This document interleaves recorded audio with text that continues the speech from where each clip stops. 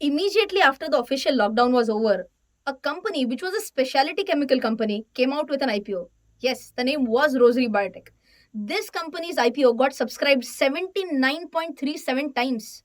The issue price of the share was 425 rupees per share, and it got listed on the stock exchange at 670 rupees per share. By the way, today it is trading at 820 rupees per share. You might be wondering, why am I talking about Rosary Biotech? Because Chemcon is also a specialty chemicals company. Do you think it will follow its footsteps?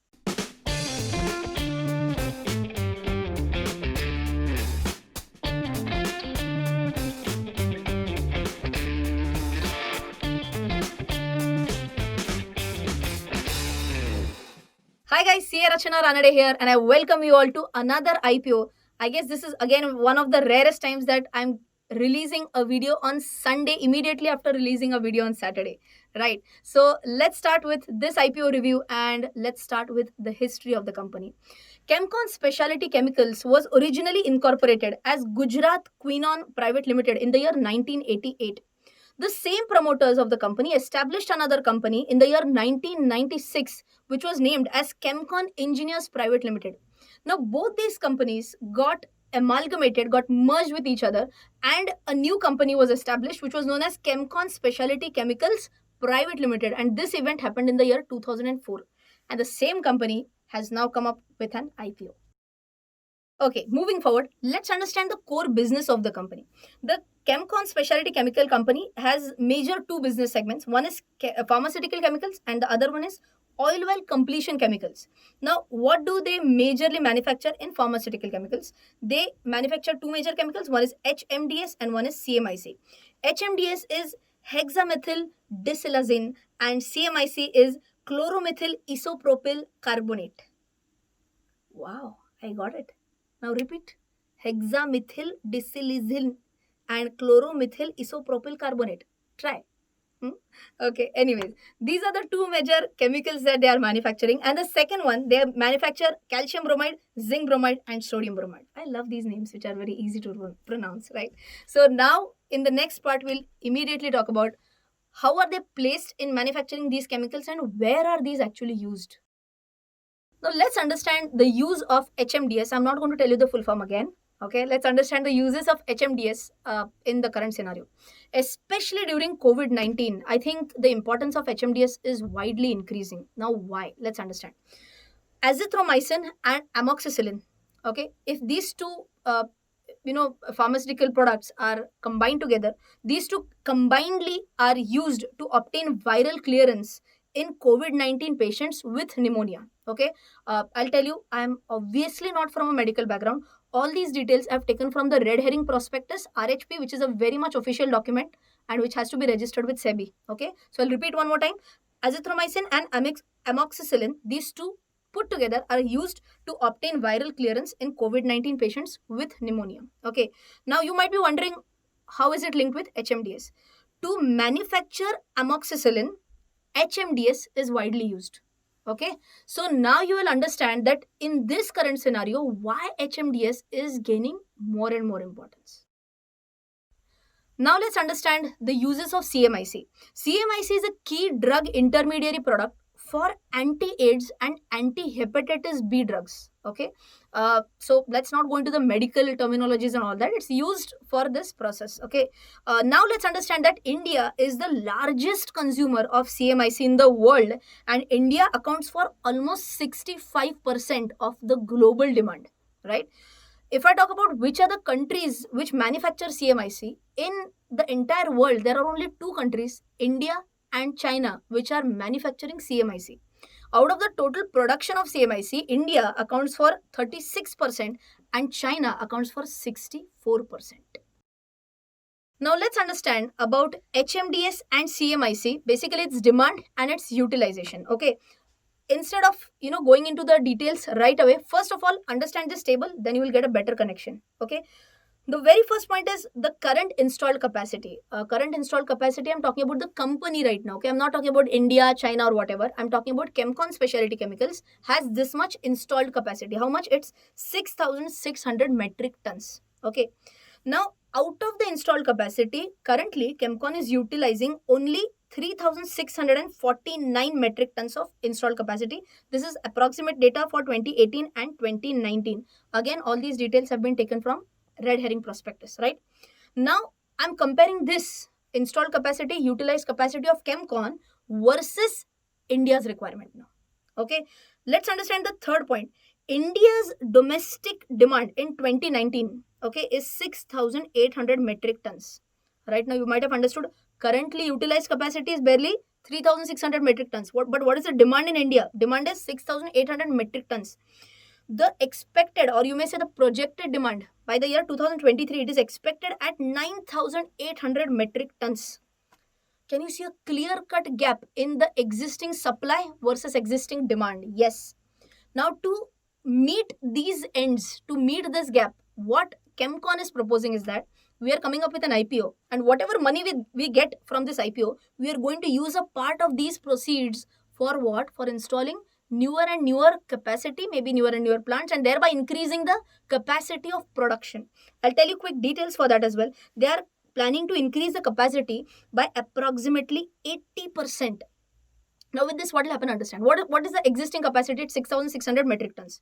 With additional roughly 80% capacity, which is 5,300 metric tons, the new capacity will be almost 11,900 metric tons.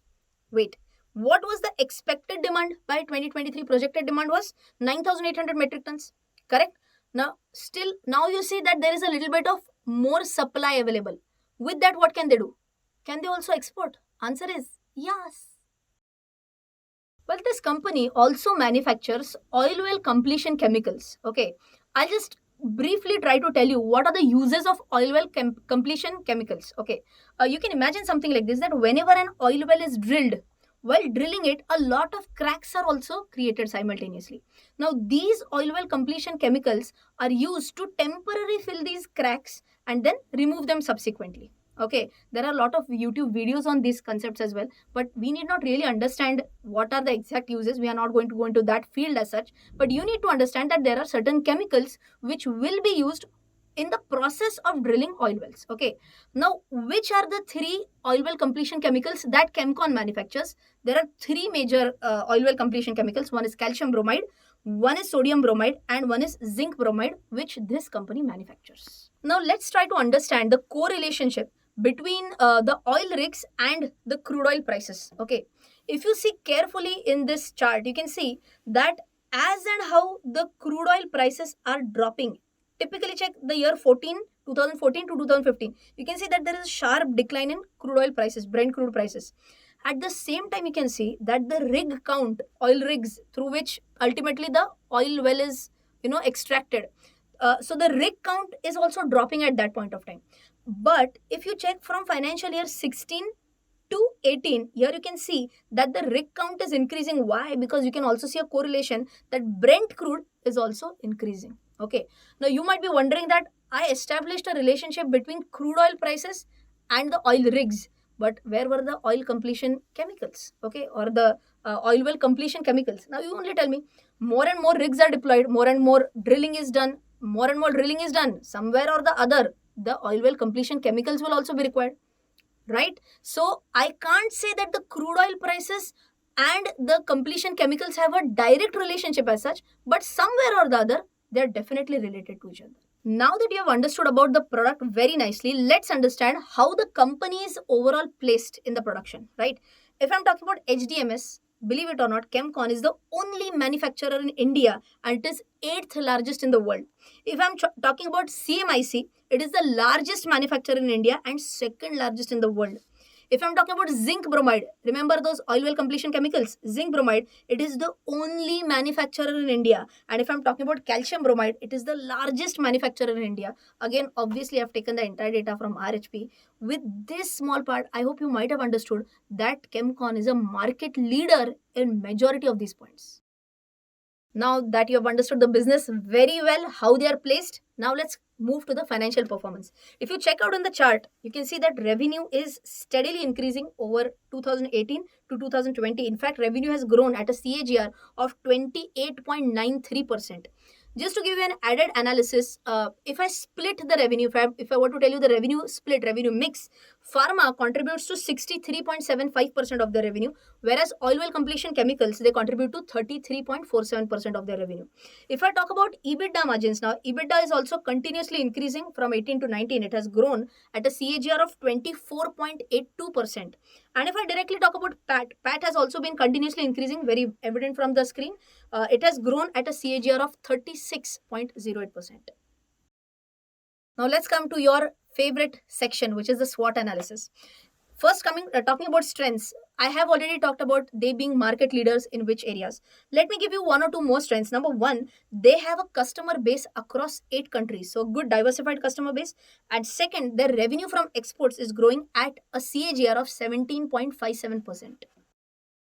If I talk about their weakness, now what happens is that yes, I said that they have a wide customer base over 8 countries and all that. But if I talk about their top five customers contribute to 59.35% of their revenue from operations. So needless to say that even if one customer drops out, is going to have a big impact on the revenue.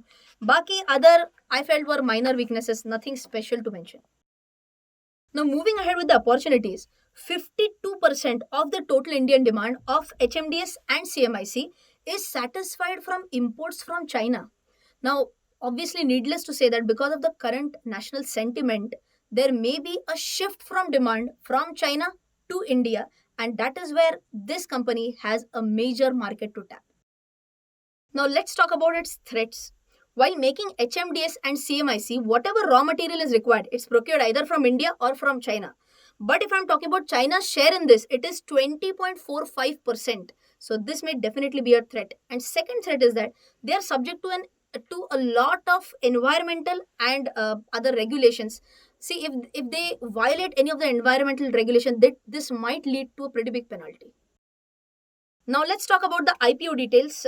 It's a combination of fresh issue and offer for sale. The IPO price is fixed at 338 to 340 rupees, and the market lot is 44 shares. Needless to say that you have to apply in multiples of 44. Very important, the stock is going to get listed on BSE and NSE both. The bidding opens on 21st September, it closes on 23rd September, and the IPO is expected to list on 1st of October. Now, if I want to compare the PE, the industry PE with the company's PE, let's understand this. At a lower price band of 338, the PE stands at 21.99, and at the higher price band, which is 340, PE stands at 22.12. Okay. Now, can I say 21.99 or 22.12 is expensive or it is cheap or what? For that, it's a simple thing that we can compare it with the industry. The industry average PE is 31.3. So as compared to industry, this is definitely cheap, right? But why compare only with industry? Let's try to compare it with the peers as well.